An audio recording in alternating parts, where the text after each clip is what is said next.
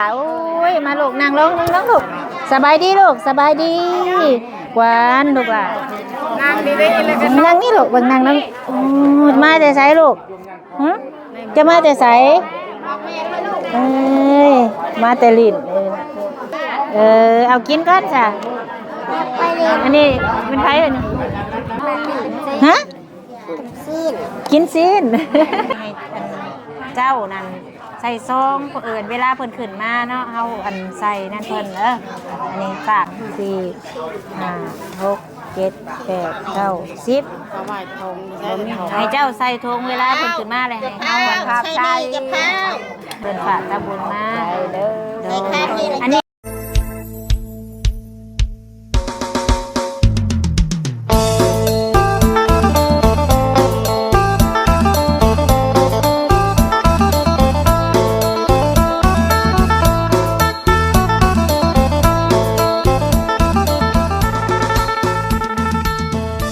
สบายดีพี่น้อง FC เบอร์สุขเอาไว้ FC ทั้งฝั่งลาวฝั่งไทยและต่างประเทศยินดีต้อนรับเข้าสู่ซ่องสาวบุญมาบ้านเฮาคือเก่าเด้อพี่น้องเด้อพ่อกันมื้อนี้พี่น้องวันที่20วันพุธปี2026เนาะมามื้อนี้กับมาบ้านของผู้ที่เพิ่นเสียชีวิตมานำบนรถทัวร์แหละพี่น้องเอ้ย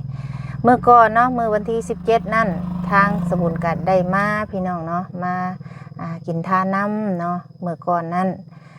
มื้อนี้เพิ่นว่าเป็นมื้อทำบุญหาเหล้าว่าซั่นเนาะก็เลย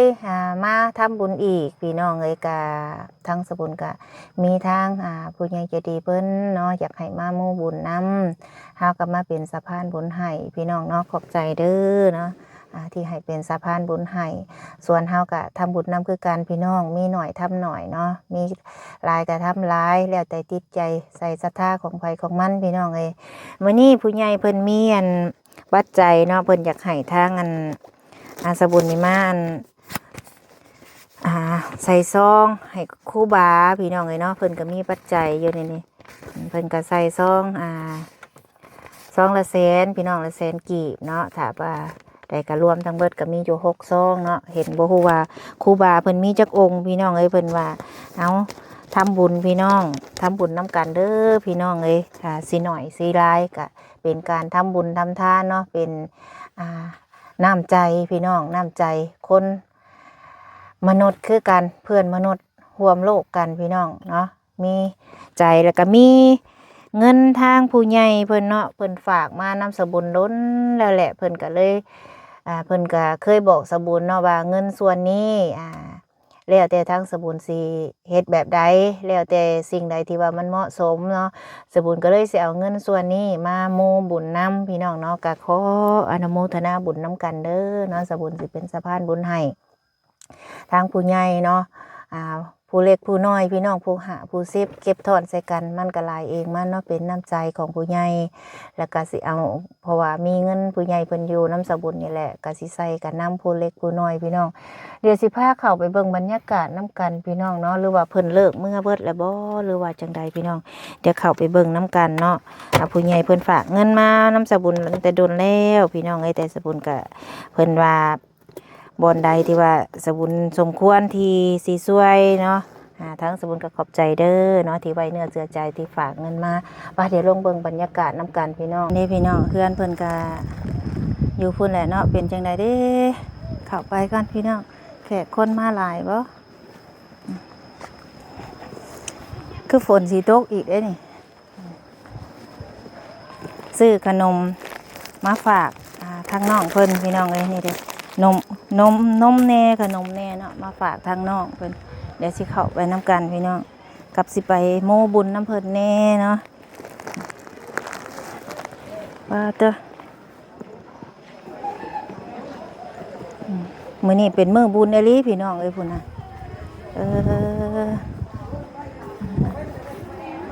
น้องคือสิมาโฮมกันหลายเนาะทุกคนเนาะ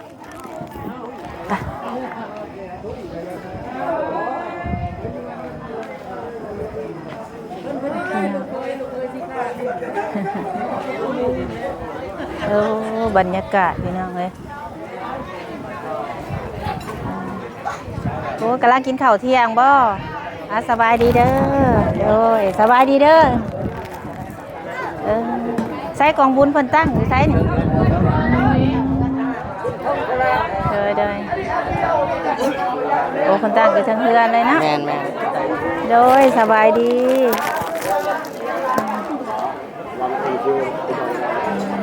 ไปพี่น้องเดี๋ยวขึ้นเบิ่งบรรยากาศทางเทิงน้ำกันนี่คือสิโอ้มื้อนี้เนาะเป็นมื้อตั้งบุญเนาะโอ้โดย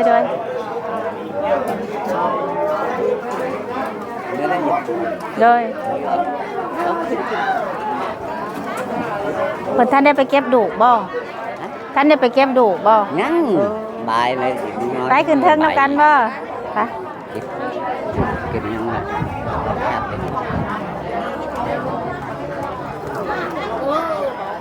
โอ้ทางเทิงพี่ก็เต็มเนาะสบายดีเด้อทุกคนสบายดีเลยสบายดีเด้อเคยเอามาเพ่ว่าต้นเอามาเพ่นวลเจ้าเจ้าออกมานั่งนอกโอ้เทียดต้นหาแล้วนี่บ่พี่ออกมาพี่เจ้าใส่ลูกคนเด้อันนี้ก็แม่น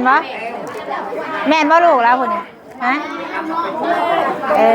เจ้าตัวลาแพงคนมาโตลูกมันอยู่โค้งโอ้ยเลยไปเป็นน้องแม่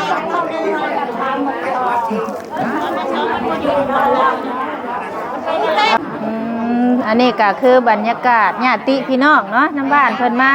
ให้กำลังใจกับแม่เนาะ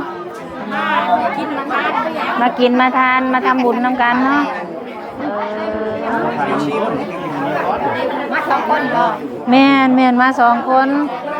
แม่น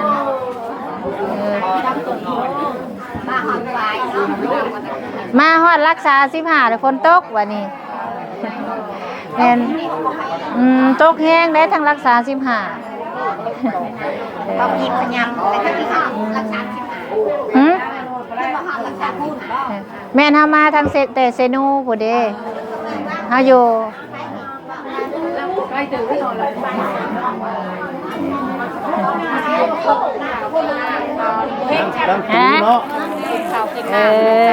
เฮาว่าเพิ่นเอาแล้วล่ะบ่เฮาว่าเนาะมามื้อนั้นเพิ่นไปบอกบ่จักบ่ยินอยู่แต่ว่า3 มื้อแต่บ่ฮู้ว่าถึงมื้อใดเนาะพี่เจ้ายับมาพี่ก็ได้เฮ็ดจะบ่ให้มันเพิ่มซ้ำอันนี้ไปดินละว่าเป็นน้ำเต้าเป็นน้ำมากินขนมเด้ลูกหล่ะโอ้ยมาลูกนั่งลงลูกสบายดีลูกสบายดีหวานลูกหล่ะนั่งดีๆเลยกันนั่งนี่ลูกเบิ่งนั่งนั่งมาแต่ไสลูกจะมาแต่ไสมาแต่ลิ้นมากินบ่นมนี่ลูกฮะกินบ่ฮะชื่อของลินนะคะโอ้เจ้าจะได้ของลินเจ้าจะได้ยังลูกอยากได้รถถีบโอ้อยากได้รถถีบน้อยบ่นั่งลงฉันนั่งลงเดี๋ยวมือหน้าเด้อลูกเด้ออยากได้รถถีบน้อยขี่ได้บ่เอากินก่อนจ้ะอันนี้เป็นไผอันนี้ร้านบ่นี่กันอันนี้ก็บ่มีผัวอ้าวมีแต่ร้านกำผ้าอยากได้รถถีบน้อยเพิ่นนะแซ่บบ่ลูกเอ้าคนนั้นก็อายคนนี้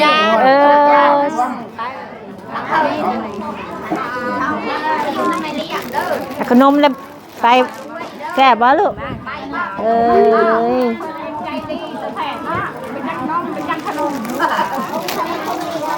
ไปปันกันเด้อขนมเด้อเอาหลาน้อยลูกให้ผู้นั่นด้วยลูกโอ้ซื้อพลอยบ่แซ่บบ่ล่ะบ่ได้อาบน้ำบ่มื้อนี้โอ้อะไรจะแบ่งกันนะลูกไม่เท่าก็มาแต่ย่ามาแต่ย่าเนาะนั่งลงลูกนั่งลงกันโอ้ยบ่ได้รถถีบเด้บ่นั่งไปไส โอ้อยากไปลิ้นโอ้ จะนำมาได้รถไฟ บ่จะพัง ให้ฮูบอยู่หัน บ่จะอยากได้รถถีบบ่โอ้เจ้าขี่เป็นบ่รถถีบน้อยบ่ลูกบ่เอ้ยเกิดกวานอยากได้รถถีบน้อยว่าซั่นเหือดแล้วฮ้อนเด็กน้อยก็มันก็ปกติเนาะให้กินนมเบัดก่อนซั่นกินแล้วข้าวกินแล้วบ่ข้าว กินแล้ว กินกับหยังลูกกินข้าวกับหยัง ปากคนแม่เป็นซี ฮะ ซีน กินซีน การเอาง่ายหน่ากันลูกโอ้ยกระบะกระบอกเอาไทยเบิดแล้วเอาอีกบ่เอาไทยฮูบกันจังไปเล่นนะเอาแนมเด้อแนมพุ่นให้อ้ายถ่ายเด้อโอเคไปเล่นได้บัดนี้เด้อเดี๋ยวคุยเวียกก่อนเด้อโอ้ยเนาะ อยากไปเล่นมันกลางคืนนี่นอนน้ำไผ นอนง่ายกับอ้ายนอนก่อน นอนกับเจ้านอนอยู่เทิงนี่บ่ นอน นอน เพียงกัน ยังลูกล่ะนมโอ้เอาลูกเอามึงเด้อขออนุญาตได้ไหมเด้อ ไม่รอจีบ โอ้นอนกับเจ้ากลางคืนมาค่ะ ก็ไม่ได้ชายค่ะมากระไรมากระไร บ่เป็นหยังไม่เป็นหยัง ผู้ชายก็อัดไปมาน อนกลางคืนเนี่ยนอนน้ำแม่เฒ่า แล้วกูจะมีคนดี แล้วก็นอนกลางคืนก็จมหาแม่บ่ มีแต่เมื่อนั่นละจมแม่แล้วก็หาแม่แล้วก็ให้ลูกที่แม่แบบแม่ไปต่างหรือในได้แหละหาแม่แล้วก็ให้ตัวเองก็ไปยั่วเช้ายั่วเช้าจากอื่นบอกมันเพิ่นฮู้แล้วบ่ว่าแม่เพิ่นบ่อยู่นำแล้วบ่ แม่ เพิ่นน่ะ พู บ่ ดแล้วแม่เขาตายแล้ว โอ้ ตายกับอยู่ในแม่ใหญ่แม่ใหญ่เลี้ยง โดยเอาจังซี่แหละพี่น้องเนาะลูกหลานมีหลายคนได้เพิ่นถามเฮามาอยากแบบว่าอยากได้มาเลี้ยงน้ำเด้สินะ คันว่ามีผู้อยากเอาไปเลี้ยงจังซี่ก็สิให้ได้บ่ ให้มาได้บ่เห็นแม่ก็เห็นหลานมันก็มีหลายคนคนที่จะเลี้ยงลูกเลี้ยงหลานจะเลี้ยงหลาน แม่นความแน่เนาะลูกหลาน มันอยู่คนเดียวนะ โดย ใหญ่เลย แม่นนะแพงเนาะเฮาก็ได้นอนน้ำแม่เฒ่าเบิด2คนเนาะ สี่หาคนเลยเด็กน้อยเพื่อน บัดผู้คิดนี่ก็แม่บ่มีพ่อ สามแม่ลูกเพิ่นเลี้ยงหลานมีแต่มีพ่อ คือว่าอันนี้ก็ทางอันเปิดตะน้ำนั่นแหละทาง FC เพิ่นก็ถามมาหลายเนาะเรื่องพ่อของน้องนี่นะเพิ่นก็ได้มาบ่หรือว่าเพิ่นมาบ่ได้บ่ มาบ่ได้มาเจ้บ่ให้มีบัตรบ่ให้บัตรมีบัตรมา โอ้แต่เพิ่นโทรมาอยู่ โทรมา โอ้ เรื่อย แต่ก็มาบ่ได้ ๆ เนาะ มาได้ แต่เราก็ฝากเงินมาบ่ พากอยู่ โอ้ นี่ก็พากันเบิ่นซีมาทำบุญ โอ้หานทุกคนเนาะคือทาง FC เฮาผู้ลางคนก็ถามหาว่าพ่อน้องไปไสพ่อน้องน่ะทำงานเราฝากมาทำบุญนํมือบุญนี่ก็14,000โอ้เอาก็คือสิฮู้กันเนาะผัวแล้วก็คนนำบ้านนี่แหละเนาะเพิ่นก็ถามมาเพิ่นอยากฮู้ว่าผัวนี่เป็นคนไสสินะ เท่าแก่เพิ่นซอยเพิ่นอยู่ โอ้เฒ่าแก่ก็ซอย ซอยทางมาให้เท่าเพิ่นว่ามันสิ โอ้ทางเฒ่าแก่บ่หรือว่าทางลูกเคย14,000 รวมกัน โอ้รวมกันโอ้ ท่านซอยในซอย รวมทำบุญน้ำกันหลายๆคน เงินหมู่ในผู้500ผู้พันเท่าแก่ทั้งมัน โอ้บัตรเราบ่ทันได้ออกมานะแบบนี้แม่นบ่ บัตรว่าให้ออกไปบัตรนั้นบัตรแบบบัตรเลยงานเลยเด้คนบ่ให้งานบ่ให้แล้วเพิ่มงานบ่ได้บอกแล้ว โอ้เอาเอาก็ถามซ้ำนี่แหละเฮาก็ได้มื้อนี้เนาะเฮามามื้อนี้เนาะ นะเอานะ มื้อนี้น่ะคือเป็นมื้อทำบุญเนาะแหละเพิ่น โดย แม่น ดูสูตรไป เพิ่นสูตรเพิ่นยังสิขึ้นมาเฮือนอีกบ่ แม่ไปเก็บปลาเก็บดูสูตรอะไรขึ้นมามันจะปลาเก็บลูกแรกแล้วแต่ว่าใส่ขาดอยู่ปลาซ่าเด้ แม่นจักโมงเพิ่นสิออกไป ปลายนี่แหละไปซ้อม จากนี่ไปปราสาทนี่ไกลเติบบ่ บ่ได้ไกลปานใด อืม ค่ะ คนบ่ตกใครอยู่เนาะ ว่า ทางรถฮอดพุ่น โดยเอ้าคือว่าอันมีผู้ใหญ่เพิ่นฝากเงินใส่ซองหรือว่าปัจจัยเนาะเพิ่นสิไว้อัน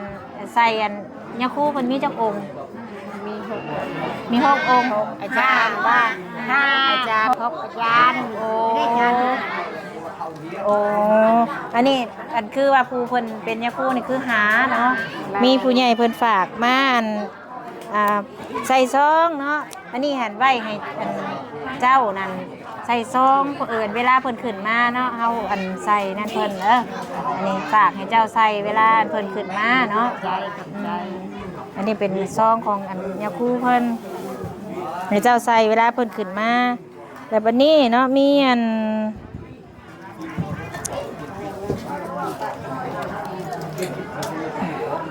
อันนี้เป็นของอันเพิ่นฝากมาถ้ามีปัจจัยนำ1 2 3 4 5 6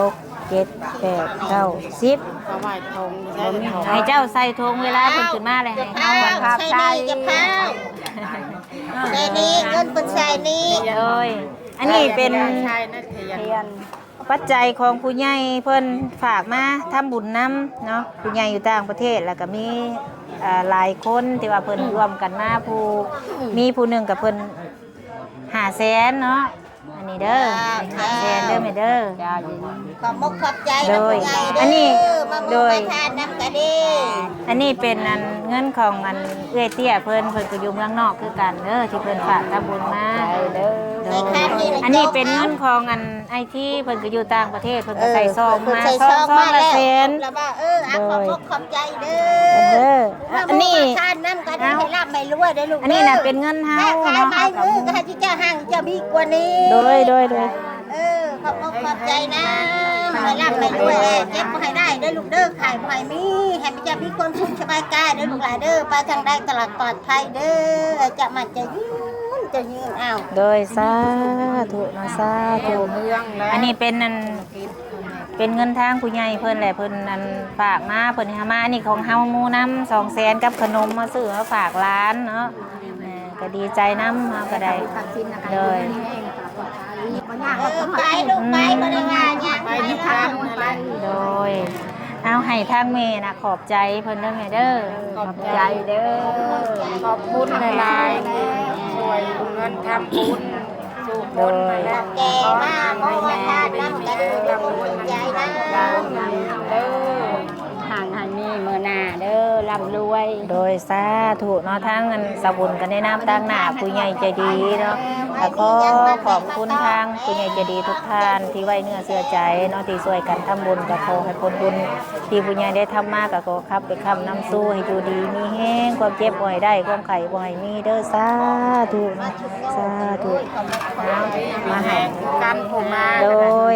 ร่ำไม่ด้วยโชคมา สาธุกี่ว่าสิมาบ่ทันน่ะได้ยันน่ะฮะกินมาแต่เพื่อนแล้วบ่เป็นหยัง หาข้าวให้คนกินโต๊ะได้ได้ บ่แรงนี่เพิ่นงานบ่งานมื้ออื่นนี่คือใส่บาตรเนาะ ปากจัดน้ำนี่นั่นนั่นก็ดีแล้วแรงคนก็มาสูบน้ำพุ่นเลยวะ อันนี้นะมีแต่ฝากใส่ซอกใส่อันนั่นเพิ่นเนาะ ใช่แล้วแม่ที่ใส่มา บรรยากาศเอาเดี๋ยวเขาให้สุเจ้านั่งลงกันเดี๋ยวเขาสิเลาะเบิ่งบรรยากาศเพิ่นนั่นทางนี้ก่อนเด้อเลยมันนั่นแหละเด้อ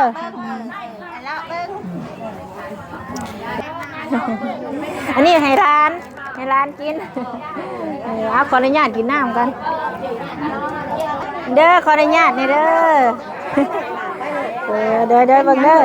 อยากให้ FC เพิ่นได้เบิ่งบรรยากาศน้ำกันน่ะนะญาติพี่น้องเพิ่นมาให้กำลังใจเนาะนี่เด้อโอ้อันนี้มาเบิ่งทั้งแม่ครัวเพิ่นสบายดีสบายดีอันนี้เพิ่นเฮ็ดกินเด้เนาะเด้อแม่ครัวโอ้เฮ็ดกินอยู่ทั้งเฮือนเลยบ่โอ้โดยสบายดีนี่เพิ่นกำลังขั่วซีนพี่น้องนะว่านะเอาพี่น้องทำบุญน้ำกันเนาะส่วนนี้คือพี่มีอย่างเนาะบัดนี้อันนี้คือบรรยากาศพี่น้องเนาะทางเทิงเลยน้องเพิ่นเดี๋ยวพี่น้องเอาพาลงไปก้อนบัดนี้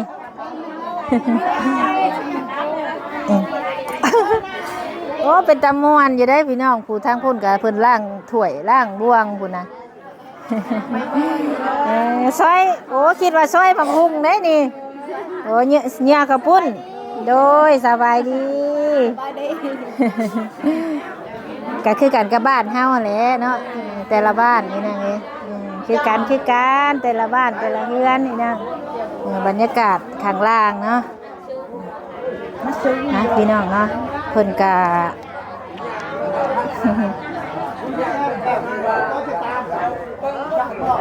นี่แหละพี่น้องบรรยากาศข้างล่างเนาะเป็นรายการดีใจน้ำพี่น้องเลยเพิ่นไปประมาณบ่ายหนึ่งโอ้นี่ได้อีกครึ่งชั่วโมง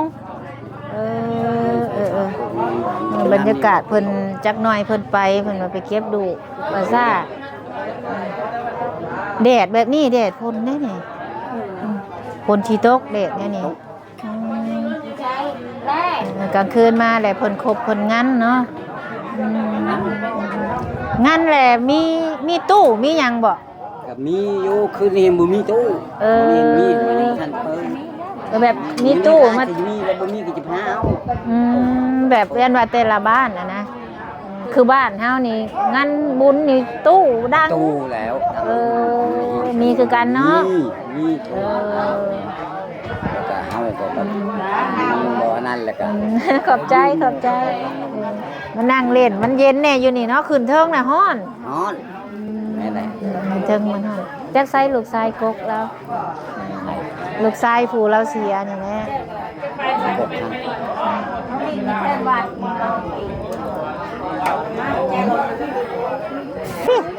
ใช่ขี่คือว่าขี่รถถีบกี่นี่คือว่าขี่รถถีบกี่นี่ขี่มักนี่กินข้าวนะแม่บ่อยากบ่ใส่อ้ายเจ้าเมื่ออยู่น้ำพ่อยเมื่ออยู่น้ำแม่บ่นี่แม่บุญเด้ออยากดูเจ้าอยากได้บ่ลูกโอ้กระบะกระโบะอยากได้รถถีบว่าซั่นรถถีบน้อยเด้ยนี่กินบ่มากินน้ำแม่บ่กินบ่ข้าวปุ้นอยากได้รถถีบน้อยว่าซั่นลองขี่ของเขามาให้เบิ่งดูลองขี่คันนั้นมาเบิ่งดูขี่เป็นบ่ล่ะลองขี่มาเบิ่งเด้อเว้ยมากินน้ำกันเป็นหมู่กันป้าเบิ่งเนี่ยพี่น้องกูน่ะมานั่งกินน้ำกันกินแล้วก็มานั่งเป็นหมู่นี่นี่เด้นี่นะข้าวปุ้นพี่น้องเอ้ยเป็นให้กินมาเด้อกินข้าวน้ำกันนะเดี๋ยวสิกินข้าวก่อนพี่น้องปลาเจ้าโอ้เต้บักบานบ่ลูกคุณน่ะให้กระบะกระเบาะเลยพี่น้องเลย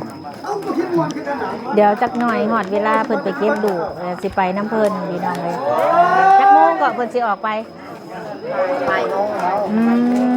ใกล้เย็นฝนตกเนาะยันฝนตกฝนสิไว้อยู่12 โมงไปบ่ตอนนี้สิบ่ายโมงเลยเด้เนี่ยไปโดย9 โมงไปเพิ่นก็ไปถ้ารอเบิ่งก่อนพี่น้องคันว่าฝนบ่ตกหรือว่าจังใดก็ว่าสิพาพี่พาน้องไปเบิ่งน้ำกันเนาะจังใดเฮาก็ได้มาแล้วนะทุกคนเดี๋ยวคลิปนี้ทั้งสบุญกสิโคโตจบคลิปก่อนพี่น้องเนาะถ้าพ่อกันในคลิปหน้าพุ่นแหละทางแม่ของเพิ่นก็กำลังงานแบบแขกคนเพิ่นมาโมมาทานเนาะเพิ่นก็ต้อนรับแขกส่วนเฮาก็พากันนั่งกินข้าวอยู่ข้างล่างที่จังใดก็ทางสบุญก็ขออนุโมทนาบุญน้ำกันเด้อเนาะทางผู้ใหญ่ที่ว่าฝากมากินทานเนาะขอบใจหลายๆเด้อเนาะอำลาพระจากพี่น้องคลิปนี้เดี๋ยวพ่อกันคลิปหน้าคลิปนี้สบายดีลูกวานมาแล้วสบายดีอาบน้ำบ่ลูกบ่ญาติได้มาเมื่อก่อนมีแต่ไปพี่น้องเลยเนาะถ้าต่อกันคลิปหน้าพี่น้อง